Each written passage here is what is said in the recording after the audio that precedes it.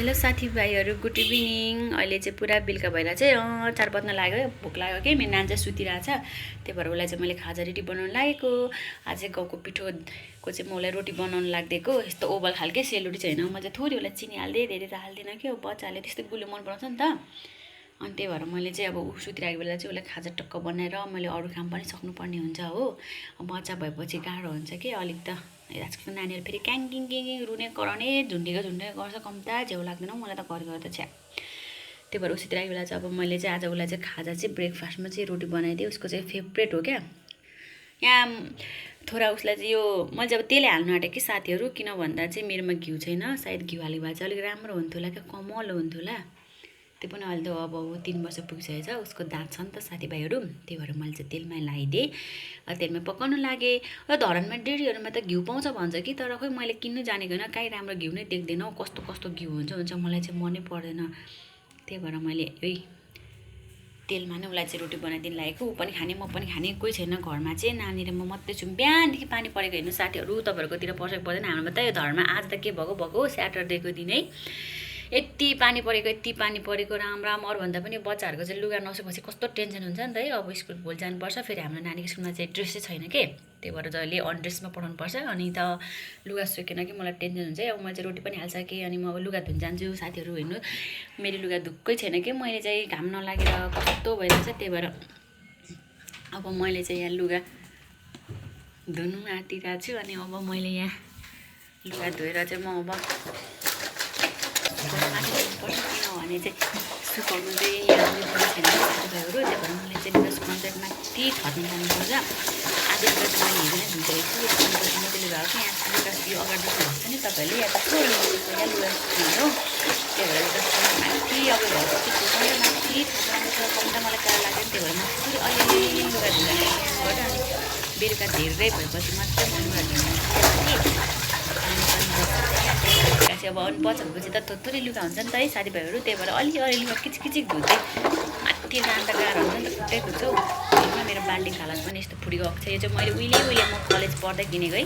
ला मेरो अघिको रोटी त डढिसकेको छ हौ साथीभाइहरू, हेर्नु न के गर्नु। र अब म यो रोटीलाई चाहिँ पल्टाउँछु। यो एकातिर मात्रै भएको छ नि त, अर्कोतिर पल्टाउँछु।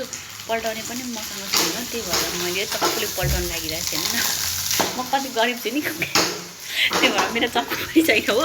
मेरो भाँडाकुँडा पनि धेरै छैन क्या, किनभने भाडामा बसेपछि सामान धेरै किन्नु झ्याउ लाग्दछ है। घर यता गरेर सर्नु पर्छ नि त। अब यो अघि 2टा लुगा धोएँ, यहाँ मैले तरेर राख्छु क्या। यहाँ आधी लुगाहरू चाहिँ, अब यो आधी लुगाहरू यो लुगाहरू सबै बोकेर चाहिँ म माथि जान्छु। हेर्नुहोस् है, यो घरको माथि जानुपर्छ लुगा सुकाउनु चाहिँ। हेर्नु न साथीभाइहरू, मैले चाहिँ भिडियो चाहिँ खास तपाईँहरूलाई भन्नुपर्दा 3-4 मिनटको बनाएको क्या। अब त्यो अरूले बनाएको देखेर, तर मेरो भिडियो हेर्नु न कति लामो भयो। मलाई एडिटिङ गर्न आएर यस्तो भइरहेको छ, आफूलाई हाँसिरहेको छ हो। अब दिने प्र्याक्टिस गर्छ हेर्नु साथीभाइहरू, म प्रफिट हुन्छु होला कि अलिक बचिरहेँ क्या। अझै पनि म पुगेको छैन होइन। यो घरको अझै माथि छत नहो क्या, लुगा सुकाउने ठाउँ चाहिँ म चाहिँ पुगेँ। यो लुगा चाहिँ मैले 4 दिन भइसक्यो यो लुगा सुकाएको नि, सुकेको रहेन रहेछ हौ। एउटा 2टा सुकेको रहेछ, मैले हातले छाम्दै गरेँ हो। यो हल्का लुगा सुकेको रहेछ, यो चाहिँ म तल लान्छु। अब मेरो चाहिँ त्यो चेप्ने हुन्छ नि, कपडा चेप्ने चाहिँ स्टिलको छ क्या। त्यो स्टिलकोले त कस्तो लुगा च्यातिँदो रहेछ। मलाई थाहै भएन लबरको किन्नुपर्दो रहेछ साथीभाइहरू। मैले चाहिँ किनेको थिएन क्या लबरको, स्टिलकै मात्रै किनिरहेको थिएँ। एउटा 2टा मात्रै छ क्या, यो घरधनीको यहीँ थियो लबरको। अब म लबरको किनिल्याउनु पर्ने चाहिँ। अनि म टक्क लुगा सुकाउँछु हेर्नु साथीहरू हो। अब यो लुगाहरू चाहिँ थाहा छैन कहिले सुक्ने हो, सायद लाग्छ लुगाहरू सुक्ने 1 हप्ता नै। सबै मैले सुकाइसकेँ। अब म तपाईँहरूले नजरा देखाउँछु हेर्नु न, यो पल्लो घर मेरो नम्बरीकै घर हो कि। हेर्नु उहाँकोमा कस्तो राम्रो ड्र्यागन फ्रुट फलेको छ, बाफ्रे। अब ड्र्यागन फ्रुट पछि फलेपछि हामीलाई पनि दिन्छौँ। अब म चाहिँ उनीहरूलाई गएँ, मेरो नानी कस्तो लाग्दैछ साथीहरू हेर्नु न, कराउँदैछ यहाँनिर सुन्दैछु। अब यी मनसा त उठेछ, तर्से पनि म त हेर्नु न सुतिरहेको थियो क्या अघि। उसले 2 घन्टा सुति आज त। ला मेरो रोटी पनि फेरि पाकिसक्यो होला, सबै डढ्छ होला। हेर्नु न साथीभाइहरू, यति छिटो काम गर्नुपर्छ। मेरो रोटी दामी भएछ, यम या खम लाग्दो मलाई चाहिँ। तपाईँलाई थाहा भएन कस्तो भयो हो। अब म यो रोटीलाई चाहिँ काटेर उसलाई दिन्छु पहिले चाहिँ मेरो बेबीलाई, किनभने अघि भोक लाग्यो भन्दा सुतिहाल्यो क्या साथीहरू। त्यतिकै उसलाई मैले सुतिहालेँ। यताउति के काम गर्दा म त्यतिकै के त घर पुछा लाउँदा रुमहरू मिलाउँदा बच्चाले यति रुम बिगार्छ के भन्नुहुन्छ र। यो छोरी मलाई फोन गर्दा चाहिँ के गरेको भन्नुहुन्छ थाहा छैन। अर्को बच्चा बाफ्रे, मेरो नानी त यो मोबाइल तेर्सायो कि उसको फोटो खिच्न थालेको, यति एङ्ग्री हुन्छ नि। तपाईँलाई के थाहा, यो लुगा नलाउने रे हेर्नु न। अहिले मैले उठाइ ल्याएको छु कि उसको फेभरेट कलर पिङ्क हो कि व्हाइट कलर खोलिहालेँ नि यो पिङ्क कलर लाउँछु मम्मी भन्दै चिनाउँदैन मैले उसलाई लुगा लगाइदिएँ जे पनि पिङ्कै मात्रै माग्छ हरे शिव कहाँ गयो उसलाई रुख पनि पिङ्क कलरको चाहियो जे पनि पिङ्क कलरको म त पागल हुन्छु साथीहरू छोरी मान्छेको फेभरेट पिङ्क कलरको भन्छ सायद होला त्यही भएर अनि तपाईँहरूले चाहिँ कपाल किन नबाँधिनु भएको होला भन्नुहुन्छ होला क्या उसको कपाल बाँध्ने चाहिँ कस्तो पसिना आउँछ हो त्यही भएर घमराएर टाउको चिल्लाएको चिल्ला गर्छ क्या त्यही भएर मैले उसलाई कपाल नबाँधेको कस्तो जिङ्रिङ्ग देखेर चाहिँ मेरो छोरी अब छोरीलाई मैले कुर्सीमा बसायो अब चाहिँ म उसलाई रोटी दिन सक्छु अनि अब मैले सब्जी पनि केलाउने बेला भइसकेको हुन्छ बेलुका पख भइसक्यो नि त अनि अस्ति मेरो माइतबाट आमाले साग खाइदिनु भएको थियो अझै पनि छ टन्नै लट्टीको साग हो साथीहरू यस यस मेरो त साग सब्जी भनेपछि यति फेभरेट हो नि मलाई त अरू केही चाहिँदैन यस्तो मनपर्छ अनि म चाहिँ टक्कै साग केलाएँ अब यसलाई चाहिँ आज चाहिँ केमा भुट्ने लसुनमा भुटेको मिठो हुन्छ हौ लसुन र मेथी लगाएको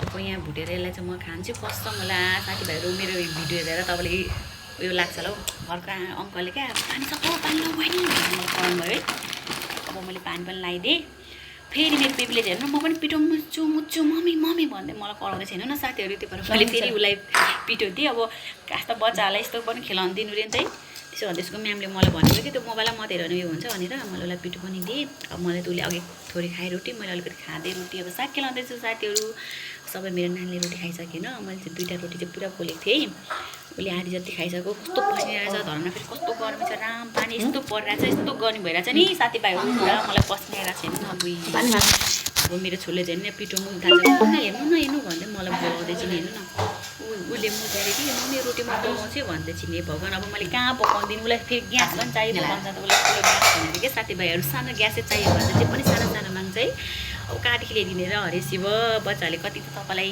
इरिटेट गर्छ घरिघरि रमाइलो हुन्छ घरिघरि इरिटेट पनि हुन्छ है त्यो कपालले उसलाई कति झेउ भइरहेको छ जस्तो लाग्छ क्या मलाई तर उसले चाहिँ खुल्लै छोड्नु मान्छ बाँध्नु दुख्छ भन्छन् हो आज चाहिँ मेरो यसरी दिन बित्यो तपाईँहरूको कसरी बित्यो थाहा छैन अब चाहिँ म खाना पकाउँछु तपाईँहरू पनि खाना पकाएर मिठो गरेर खानुहोस् मेरो भिडियो हेरिदिनुहोस् लाइक गरिदिनुहोस् यो चाहिँ मेरो फर्स्ट टाइमको भिडियो फर्स्ट एडिटिङ हो थाहा छैन क्या कस्तो भयो मलाई नि आफै हाँस उठिरहेछ अब राम्रो त भन ल म प्र्याक्टिस गर्छु म दिने यस्तो दामी दामी भिडियो ल्याउँछु नि क्या अब काम छैन नि त त्यतिकै बस्दा पनि डिप्रेसन के हुन्छ हो त्यही भएर हल्का टाइम पास पनि हुन्छ आजकल त सब सोसल मिडिया छ नि त साथीहरू बाई बाई